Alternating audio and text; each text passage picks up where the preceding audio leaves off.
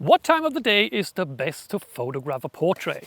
Me and Birgit got up at 4 a.m. and stayed until 9:30 p.m. to show you the best time of the day to photograph and what to do when you cannot choose the time. My name is Amri, and after this video I hope I will see no more hard shadows and faces again.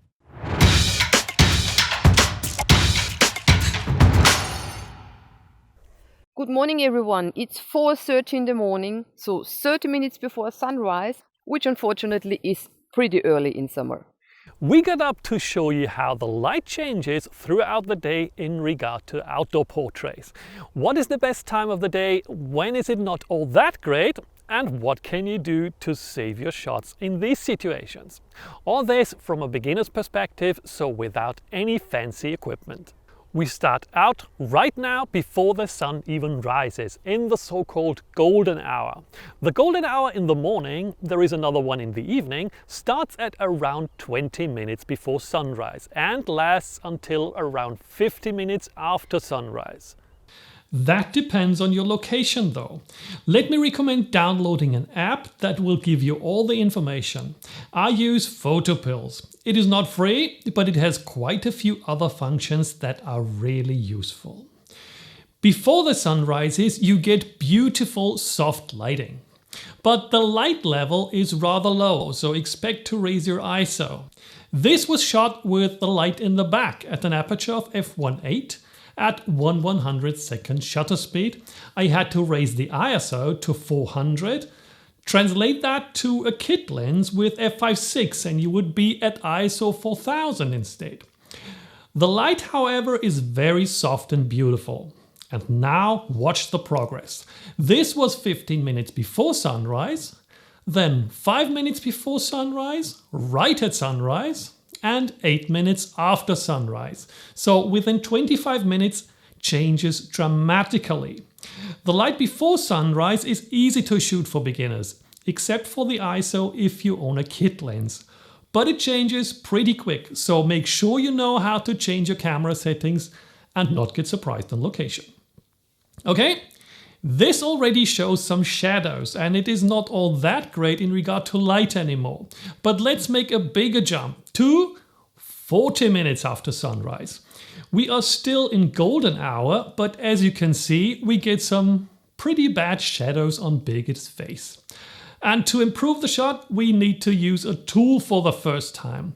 I will use this very cheap styrofoam board and place it on the opposite side of the sun to brighten the shadows in Birgit's face, and that looks much better. Is there anything we can do without using tools? What about shooting kind of against the light and start before sunrise again? This one is not all that great. Shooting with the light was much better, but let's wait until the sun rises higher. That's better already. And shortly after sunrise, this direction also looks pretty cool. But can we get an even better shot? Now let's change our angle again and shoot directly into the sun right after sunrise. Isn't that beautiful? What a golden sun-kissed image 10 minutes after sunrise. These images are all merely unedited. I just did some color balance and saturation adjustments. But let me raise the contrast on this one. I love this light. And we didn't use any reflectors, flash or anything else. Right out of camera, you could say. But if the sun rises higher, the backlight often gets too much. This is 40 minutes after sunrise. So hurry up to get your shots within this very short time frame of the golden hour. First with the light, and as soon as the sun is up, change direction and shoot against the light. To complete golden hour in the morning, let me just show you one where Birgit is facing right into the sun. Again 40 minutes after sunrise. Two things to mention. The light isn't all that bad, but she had a hard time looking against the sun. Many people can hardly do that at all, and their eyes get really small. Even if they can, the pupils get extremely small too. Not looking particularly flattering. Compare that with a shot where she has the sun in her back. One last thing about the golden hour before we head on to the next phase of the day. When shooting with the light in the back of the camera, like in this case, watch your shadows.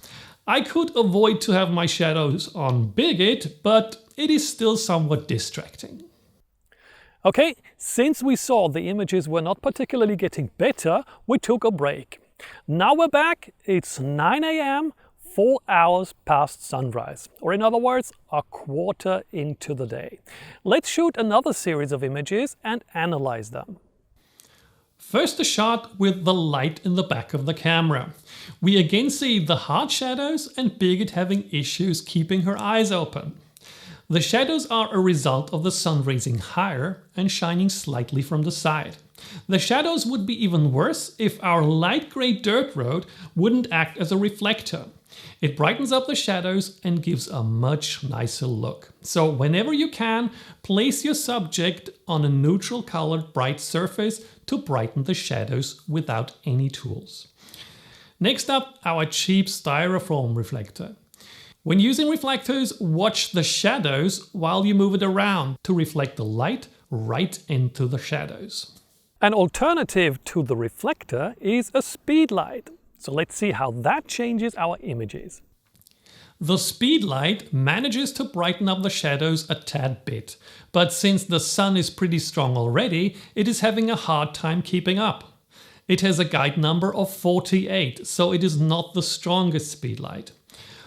More about guide numbers in a separate video later. Please also note that I used a speedlight that supports so-called high-speed sync. That I will also explain in another video. What if I had a speedlight that I could take off the camera and brighten the shadows from the opposite side of the sun? That would be a game changer because using a speedlight off camera I can go much closer. I'm standing just outside the frame on the left, and being closer the light output will be much better. It will also brighten her eyes and create a catch light in the eye. That looks a lot better than the image without the speedlight. Nevertheless, Birgit is still having issues looking in the direction of the sun, which makes the eyes rather small. So let's try a different direction rather than having her face right into the light. First with the light in her back, no flash. Look at the eyes, they are now much more open, but way too dark. One thing to note when shooting against the light is use a lens hood. I forgot mine, that's why the blacks are pretty washed out, because the sun was shining right into the lens, creating lens flare. Next, with the on-camera flash, that can now much better fight against the sun, but the image looks a little flat. So let's put the speedlight off the camera and light Birgit slightly from the side, creating a much better look. And let's not forget about our styrofoam board. The bigger light source of the bounced light creates a totally different image. I probably should have used it from the same side as the flash, but since the light came from the back and not from the side, it doesn't really matter all that much. Talking about light from the side, let's place Birgit with the sun on her side and see where that gets us. First the image without any tools, pretty bad shadows if you ask me. Next the on-camera flash, quite a bit better. The off-camera flash looks pretty amazing if you ask me. And finally the styrofoam board. Nice, but in this case I prefer the off-camera flash. The weather didn't play nice after this series of videos, so we will continue in the next video. Catch you later.